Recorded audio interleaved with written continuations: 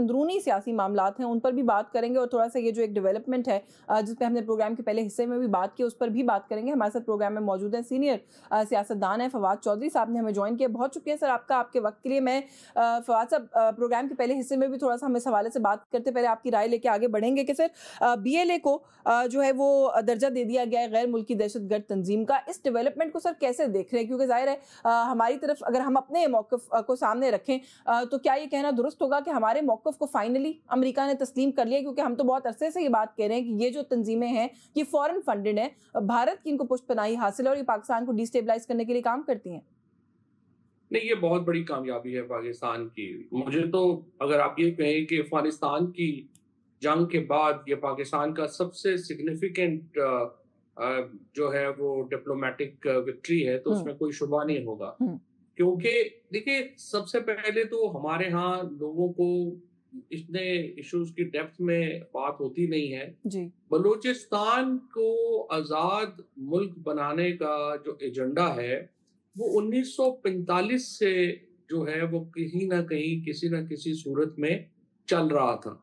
और अगर आप चर्चिल पेपर्स देखें, 1945 में उनकी काबीना ने, जब ब्रिटिश पेट्रोलियम ने मिडिल ईस्ट को कार्व किया था और डिफरेंट मुल्क क्रिएट किए थे, इराक क्रिएट किया था, एमिरेट्स बनाई थी और कुवैत बनाया था और फिर सऊदी अरेबिया, ये सारे ममालिक बनाए थे। उसी वक्त उनकी एक सजेशन अफगानिस्तान और पाकिस्तान के साथ बलूचिस्तान को बनाने की भी थी। और उस वक्त से ये मामला जो है वो किसी न किसी साजिश के तहत एक इंटरनेशनल कॉलेजियम ऑफ स्टेट्स जो है वो इसको परस्यू करता रहा है। ये जो अमेरिका की सपोर्ट अभी मिली है और BLA और ये जो मजीद ब्रिगेड को जो किया गया है आउटलॉ, ये एक बहुत बड़ी कामयाबी है। सो पहली बार जो मैं समझता हूँ कि कमर ही टूट गई है बलूचिस्तान में जो सेपरेटिस्ट हैं, जो दहशतगर्द हैं उनकी। और इसके बाद अब यूरोपीय यूनियन के लिए, इंडिया के लिए बड़ा मुश्किल होगा इसको कंटिन्यू करना, इनकी सपोर्ट को। हमें जो प्रॉब्लम आता है वो दहशतगर्दी से या इंटरनल इशू से लड़ना मुल्कों के लिए इशू नहीं, स्पेशली पाकिस्तान जैसा मुल्क जहाँ पे इदारे इतने मजबूत हैं, जहाँ पे इतनी मजबूत फौज है, प्रॉब्लम नहीं होता। लेकिन जब इंटरनेशनल उसमें एक आ जाता है सपोर्ट, तो वो फिर उसके कलर और हो जाता है। ऐसे ही सो हम बलूचिस्तान में जो हमारी लड़ाई है और जो चल रही थी, जिसमें बाद में इन्होंने एथनिक कलर भी दे दिया, जिस तरीके से पंजाबियों को शहीद किया गया, पंजाबी मजदूरों को शहीद किया गया, पंजाबी टीचर्स को वहां से देसन काला दिया गया, और उसके बाद बलूचिस्तान की हैयत और नौयत को तब्दील करने की जो कोशिशें हुई, हमारे एडमिनिस्ट्रेटिव फेलियर्स भी बहुत हैं। ये भी नहीं है कि कोई हमने कुछ बड़ा अपना कोई इंतजामी तौर के ऊपर अच्छा हैंडल किया। हमारे इंतजामी जो फेलियर्स हैं वो भी बेपनाह है, लेकिन उसको बहुत सपोर्ट मिल रही थी इंडिया से। और अगर आपको याद हो यास्मीन, शाह महमूद कुरैशी साहब ने एक डोजियर दिया था PTI की हुकूमत में, जिसमें हिंदुस्तान के जो तमाम लिंक्स हैं BLA के साथ, उसके ऊपर बहुत तफसील से एविडेंस दी गई थी। अब ये जो कामयाबी मिली है, मुझे मेरा ख्याल यही है कि इसहाक डार साहब, असल में टू बी फेयर विद, इसहाक डार साहब को कोई भी नहीं समझ रहा था कि वो इतना कामयाब वजीर खारजा होंगे, लेकिन वो बड़े धीमे आदमी हैं और उन्होंने बड़ी कामयाबियां हासिल समेटी हैं पाकिस्तान के लिए। उन्होंने और उनकी जो टीम है, जिसमें ज़ाहिर है मिलिट्री की जो उनको सपोर्ट शामिल है, जो उनके ऑफिस की सपोर्ट शामिल है, वो कमेंडेबल है। और अगर वो अब शाह महमूद कुरैशी साहब के उस डोजियर को अपडेट करें और अब हम उसको यूरोपीय यूनियन और स्पेशली FATF में लेके जाएं, तो बहुत चांसेस हैं कि इंडिया इस वक्त FATF में ब्लैकलिस्ट हो जाएगा। चलें, very magnanimous of you to acknowledge के इसहाक डार साहब जो है उनकी जो भी कंट्रीब्यूशन है सारे मामले को लेकर। सर, जो भी आपने भी गुफ्तगू की है, एंड ऑफ कोर्स आपने बिल्कुल दुरुस्त फरमाया है कि ये बड़ी कामयाबी है और हम इसको हमें ज़ाहिर सेलिब्रेट करना चाहिए, ओवर प्ले भी करना चाहिए। डिप्लोमेटिक फ्रंट के ऊपर इस वक्त यही लग रहा है कि पाकिस्तान जो है we are doing very well अल्हम्दुलिल्लाह। हमने ना सिर्फ एक दुश्मन को जो है वो चित किया, उसके बाद भी जिस तरह से हम ہم کامیابیاں سمیٹ رہے ہیں، اس کا سلسلہ جاری ہے. اب تھوڑا سا انٹرنل پر آ جاتے ہیں. ملک کے اندر جو سب پولیٹیکل پولرائزیشن ہے اس کو کس طریقے سے دیکھ رہے ہیں؟ وہ تو ہر گزرتے دن کے ساتھ بڑھتی جا رہی ہے. فیصلوں کا سلسلہ آپ کے سامنے جس طریقے سے وہ آ رہے ہیں، اور اس سب کے بیچ میں آج پھر اسپیکر قومی اسمبلی جو ہے وہ پاکستان تحریک انصاف کے لوگوں کو، اراکین کو یہ کہتے ہوئے پائے گئے کہ آپ لوگ نہ ایوان سے واک آؤٹ کریں، ایوان کے اندر رہیں، یہاں پر رہ کے ہم سے اپنے مطالبات منوائیں، بلکہ میں 2 کمیٹیاں بنا دیتا ہوں، مذاکرات کریں. تو سر یہ اس سب کے بیچ میں مذاکرات آپ کو ہوتے ہوئے نظر آتے ہیں؟ کیا مذاکرات ہونے ہیں؟ یہ تو دیکھیں نا، ایسے ہی ایاز صادق صاحب نے ہر وہ کام کیا ہے جو انتہائی غیر جمہوری اور ڈکٹیٹوریل رول میں ہو سکتا ہے. اچھا. یعنی ممکن ہی نہیں ہے کہ آپ کسی جمہوریت میں پارلیمنٹ کے اندر گھس کے 10 MNA جو ہیں وہ رات کو اٹھا لیے جائیں. جس طریقے سے انہوں نے اپنے MNAs کو ڈسکوالیفائی کرانے کے لیے الیکشن کمیشن کا غیر آئینی ساتھ دیا، جس طریقے سے انہوں نے اپوزیشن کو کمزور کیا، اس کے بعد اس طرح کی باتیں تو کریں گے تو وہ یہی کہیں گے نا لوگ کہ بغل میں چھری اور منہ میں رام رام. تو بہت ہی ایاز صادق صاحب کا میرا بڑا احترام کا تعلق ہے، بہت میں ان کو بہت میں سمجھتا ہوں is a gem of a person. لیکن unfortunately انہوں نے اپنی بہت ہی بری لیگیسی کو چھوڑ کے جا رہے ہیں.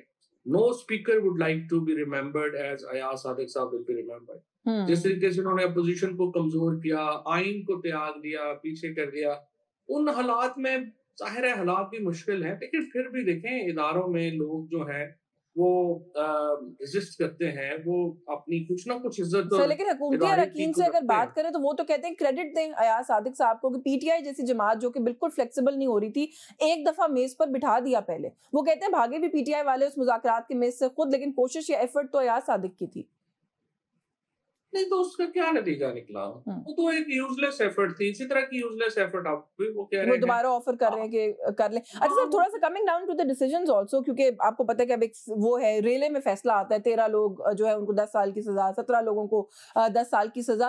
2 دفعہ سر یہ ہوا، ابھی جولائی میں پہلے ڈیسیژنز آئے اور پھر اب کل جو ہے ہم نے دیکھا کہ وہ اسی طرح فیصلوں کا سلسلہ ہم نے دیکھا کہ آیا. شاہ محمود قریشی صاحب دونوں دفعہ جو ہے وہ بری ہوئے. ظاہر ہے جو ان کی لائرز کی ٹیم ہے، ان سے میں نے بھی بات کی، وہ یہ کہتے ہیں کہ ہم نے irrefutable ایویڈنس دیا کہ قریشی صاحب نہیں تھے موجود اس وقت کہیں پر بھی. لیکن ظاہر ہے اور بھی جو لوگ جو کنوکٹ ہو گئے ہیں ان کے بھی خلاف irrefutable ایویڈنس تو تھا، جن کو کسی کھاتے نہیں لایا گیا.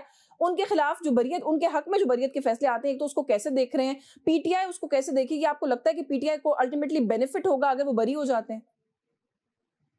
شاہ محمود قریشی صاحب کی بریت ہی ایک امید کی کرن ہے اس سارے اندھیرے میں.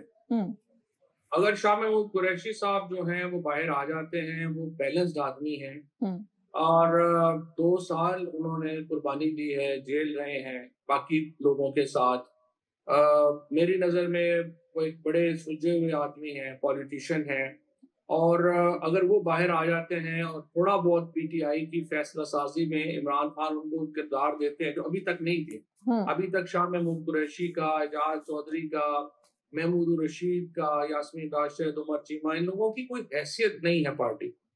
اور اگر ان لوگوں کو رول ملتا ہے اور شاہ محمود قریشی صاحب باہر آتے ہیں تو میرے خیال میں یہی وہ امید کی ایک کرن ہے جو کہ پی ٹی آئی کو اس اندھیرے کنویں سے باہر نکال سکتے. نہیں، لیکن آپ جب سر کہتے ہیں کہ ان سب لوگوں کی کوئی حیثیت نہیں ہے، یہ تو بڑی قربانیاں دے رہے ہیں پارٹی کے لیے، تو حیثیت نہ ہونا ذمہ داری آپ عمران خان صاحب پر سمجھتے ہیں کہ وہ ریکگنائز نہیں کر پا رہے اور ان کو حیثیت نہیں دے پا رہے، یا جو لیڈرشپ باہر ہے ان کی طرف آپ کا اشارہ ہے؟